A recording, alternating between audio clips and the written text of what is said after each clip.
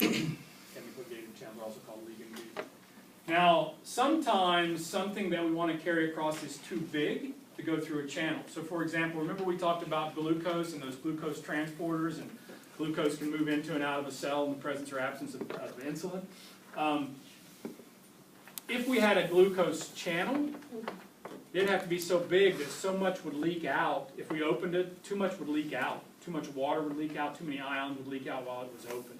So rather than having a channel, we use a carrier protein.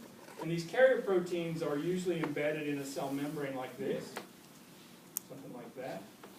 And this could be the ICF here, let's say, and the ECF here, like that.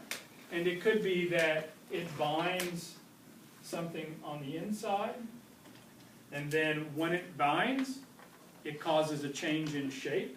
So the binding causes this thing to change its shape, and it changes its shape like this, basically turns inside out, and releases that to the outside or something like that. So these carrier proteins are changing shape back and forth, and that's what allows them to move. So they're never open and closed. They just either open to the inside or open to the outside, depending upon the concentrations of these compounds. And again, these show all the specificity, right? So a GLUT transporter is called a GLUT because it transports glucose. But guess what? It will also transport fructose, but it has a higher affinity for glucose. So if they're both present, there'll be competition. And yes, you can saturate these, and the only way that you could increase the rate of transport of a solute using any of these is by increasing the number of proteins that are in the membrane once you're at saturation. Does that kind of make sense?